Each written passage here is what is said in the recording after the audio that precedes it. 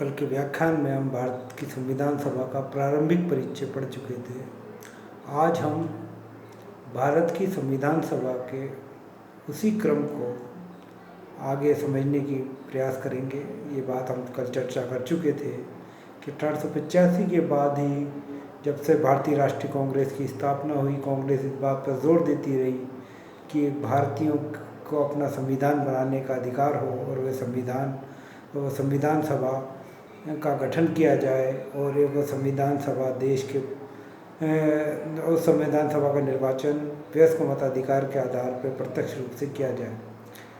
और मैं आपको इस चीज़ को भी अपन चर्चा कर चुके थे कि 1919-1935 के माध्यम से ब्रिटिश सरकार भी संवैधानिक सुधारों के माध्यम से अपने कदम आगे बढ़ा रही थी। 1940 में तक आते आते जब द्वितीय विश्व युद्ध शुरू हुआ, स्थितियाँ एकदम से बदली और ब्रिटिश शासन को सत्ता हस्तांतरण के लिए अब एक मार्ग सूझाना आवश्यक हो गया। इसी के तहत 1942 में पहली बार cabinet mission Cripps mission Bharat में भेजा गया सर स्टैफर्ड क्रिप्स के नेतृत्व में, परंतु ये मिशन अपने उद्देश्यों में असफल रहा। सत्ता हस्तांतरण के दौरान ही फिर शिमला में वार्ताएं हुई कांग्रेस और मुस्लिम लीग के मध्य और ब्रिटिश शासन के मध्य, लेकिन कोई निर्णय नहीं निकला। इसी के तहत मार्च 1946 में ब्रिटिश शासन ने एक दूसरा प्रतिनिधिमंडल भारत में भेजा जिसे हम कैबिनेट मिशन के नाम से जानते हैं, जिसके तीन सदस्य थे, sir lord Pethick Lawrence, sir Stafford Cripps और एवी अलेक्जेंडर। ये तीनों सदस्य भारत में सत्ता हस्तांतरण की राह या प्रारूप सुझाने के लिए भारत आने थे। तो जैसे ही कैबिनेट मिशन भारत में आया, उसने विभिन्न राजनीतिक दलों और उस वक्त के दो प्रमुख राजनीतिक दलों कांग्रेस और मुस्लिम लीग से व्यापक विचार विमर्श किया और अपना एक प्रारूप प्रस्तुत किया सत्ता हस्तांतरण के लिए। वो पहला प्रारूप कैबिनेट मिशन योजना की जो प्रमुख बातें थी वो ये थी कि भारत को एक संघ बनाया जाएगा और उसमें केंद्र के पास विदेश, रक्षा और संचार के मामले ही होंगे। राज्यों को अपना संविधान बनाने का अधिकार होगा। राज्यों को 3 वर्गों में ए, बी और सी में बांटा गया। ये माना गया कि राज्य अपना संविधान ये 3 वर्ग के राज्य अपना संविधान अलग अलग बनाएंगे और बाकी बाद में सभी राज्य मिलकर एक केंद्र का संविधान बनाएंगे। कैबिनेट मिशन प्रस्ताव में एक संविधान सभा की भी बात की गई। जो संविधान सभा 389 सदस्यों से मिलकर बननी थी, जिसमें 292 यानी 292 सदस्य ब्रिटिश प्रांतों द्वारा निर्वाचित होने थे। ब्रिटिश प्रांतों की विधायिकाओं द्वारा अनुपातिक प्रतिनिधित्व के एकल संक्रमणीय प्रणाली के माध्यम से निर्वाचित होने थे।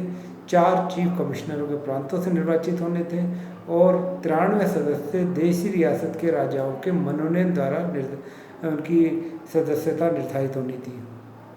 तो कैबिनेट मिशन योजना में भारतीय राष्ट्रीय कांग्रेस की लंबे समय से चली आ रही इस मांग को तो स्वीकार किया कि भारत के लिए एक संविधान सभा होनी चाहिए, परंतु इस तर्क को अस्वीकार कर दिया कि वो संविधान सभा देश की जनसंख्या द्वारा प्रत्यक्ष निर्वाचित हो, क्योंकि मूलतः जो संविधान सभा थी वो अप्रत्यक्ष निर्वाचन प्रणाली के आधार पर ही निर्वाचित होनी थी।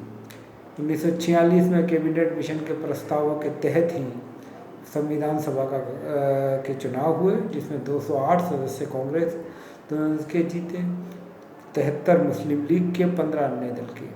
कैबिनेट मिशन प्रस्ताव में ये भी कहा गया कि 10 लाख की आबादी पर एक सदस्य संविधान सभा का चुना जाएगा। मतदाताओं को 3 वर्गों में बांटा गया, सामान्य, मुस्लिम और सिख। इस तरह 213 सदस्य सामान्य थे, 79 या 89 सदस्य मुस्लिम, 4 सिख, 33 SC और 12 महिलाओं का प्रतिनिधित्व हम संविधान सभा में देखते हैं। परंतु बाद में लेकिन जैसे ही अंतरिम सरकार का प्रश्न आया तो कांग्रेस और मुस्लिम लीग के संबंध एकदम से खराब हो गए और गतिरोध बढ़ने लगा। अब इस समस्या को सुलझाने के लिए कैबिनेट मिशन पर प्रस्ताव नाकाफ़ी था। इसी दौरान भारत में एक नए वायसराय की नियुक्ति हुई, जिन्हें हम भारत का आखिरी वायसराय के रूप में भी जानते हैं। और माउंटबेटन जो भारत के आखिरी वायसराय थे, आखिरकार उन्होंने एक योजना प्रस्तुत की जिसे माउंटबेटन योजना के नाम से जाना जाता है।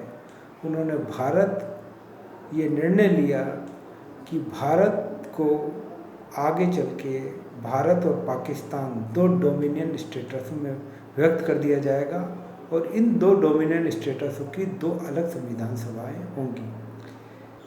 माउंटबेटन योजना के तहत ही भारत स्वतंत्रता अधिनियम 1947 ब्रिटिश सरकार द्वारा पारित किया गया और पाकिस्तान अलग बन जाने के कारण संविधान सभा के सदस्यों की संख्या घटकर 324 रह गई, जिसमें 234 ब्रिटिश प्रांतों से निर्वाचित थे और 89 देशी रियासतों द्वारा। तो इस तरह भारतीय संविधान सभा के गठन का असर पड़ा भारत के विभाजन का, और इसकी सदस्य संख्या कम हो गई। यद्यपि 6 दिसंबर 1946 को संविधान सभा का गठन हो चुका था और 9 दिसंबर 1946 को संविधान सभा की जब पहली बैठक हुई तो सच्चिदानंद सिन्हा को अंतरिम अध्यक्ष बनाया गया और 13 दिसंबर 1946 को जवाहरलाल नेहरू ने संविधान सभा के समक्ष उद्देश्य प्रस्ताव पेश किया, जो बहुत रूप में आज भारतीय संविधान सभा की प्रस्तावना से काफ़ी साम्यता रखता है। संविधान सभा का जो गठन हुआ उसके हेतु कई समितियों का निर्माण किया गया। संविधान की प्रारूप समिति का अध्यक्ष डॉक्टर भीमराव अंबेडकर को बनाया गया। संविधान सभा के अध्यक्ष डॉक्टर राजेंद्र प्रसाद बनाए गए और इस संविधान सभा ने 24 जनवरी 1946 तक काम किया और फिर इसे डिसबैंडेड कर दिया, भंग कर दिया गया। अब जैसे कि हम जानते हैं कि 2 वर्ष 11 माह और 18 दिन में जो भारत का संविधान बना है, उस संविधान सभा ने उसी दौरान यानी 15 अगस्त 1947 को भारत को स्वतंत्रता मिल चुकी थी और 26 जनवरी 1950 को संविधान पूरे रूप में लागू किया गया। इस दौरान भारत की संविधान सभा अंतरिम संसद के रूप में भी कार्य करती रही। तो संविधान सभा के सदस्यों के पास दोहरे कर्तव्य थे। एक और उन्हें कार्यवाहक संसद के रूप में भी कार्य करना था और दूसरी ओर जब तक कोई निर्वाचित सरकार अस्तित्व में नहीं आती, और दूसरी ओर उसे संविधान निर्माण का महत्वपूर्ण काम भी करना था। इसी दौरान एक प्रश्न बार बार उठता है कि जब भारतीय राष्ट्रीय कांग्रेस इस बात पर जोर दे रही थी कि वयस्क मताधिकार के आधार पर संविधान सभा का गठन किया जाए और कैबिनेट मिशन योजना ने इसकी जगह अप्रत्यक्ष निर्वाचन प्रणाली के आधार पर संविधान सभा का गठन किया गया, तो क्या भारतीय संविधान सभा इस रूप में मूल भारतीय जनता की सच्ची प्रतिनिधि कही जा सकती है? ये प्रश्न कई बार उठा है राजनीतिक विमर्शों में, राजनीतिक और अकादमिक विमर्शों के दौरान, लेकिन ये बात हमें माननी चाहिए कि प्रत्यक्ष निर्वाचन की प्रणाली इसलिए अस्वीकार की गई क्योंकि उस ज़माने की परिस्थितियाँ उसके अनुकूल नहीं थी। प्रत्यक्ष निर्वाचन का अंग्रेज़ों के राज के दौरान 1919 या 1932 हमने सीमित अंग्रेज़ी शासन जो जिस व्यवस्था को अपना रहा था उसे सीमित मताधिकार की प्रणाली कहते हैं, जिसके लिए मतदान के लिए कुछ कतिपय योग्यताएं होनी आवश्यकता है। तो इस रूप में एकदम से एक प्रत्यक्ष निर्वाचन प्रणाली को अपना पाना संभव नहीं था। दूसरी ओर ये बात हमें माननी चाहिए कि जो भी संविधान सभा के सदस्य थे उनमें ज़्यादातर वही लोग थे जिन्होंने भारतीय राष्ट्रीय आंदोलन का लंबे समय तक नेतृत्व किया था, और वो सभी राष्ट्रीय स्तर के नेताओं को भारतीय संविधान सभा में जगह मिली। तो ये बात कहना सही नहीं होगा कि ये भारतीय संविधान सभा सच्चे रूप में प्रतिनिधित्व चरित्र की नहीं है, क्योंकि लगभग सभी लोकप्रिय नेता, कोई भी ऐसा नेता नहीं छूटा जो संविधान सभा का सदस्य ना हो, जो बड़ा राष्ट्रीय आंदोलन के दौरान बड़ा ही सक्रिय भूमिका निभा चुका हो।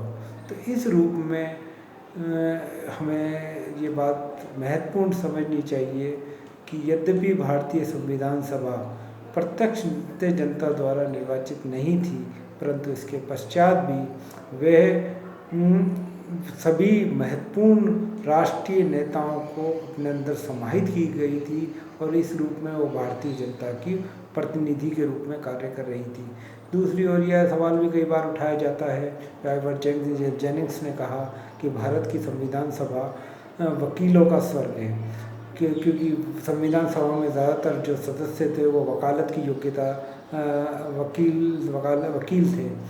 तो इसका जवाब सामान्यतः यही है कि संविधान निर्माण अपने आप में बड़ी कानूनी प्रक्रिया है, और कानूनी प्रक्रिया का जानकार ही एक कानून का निर्माण, संविधान के निर्माण से जुड़ा रहता है।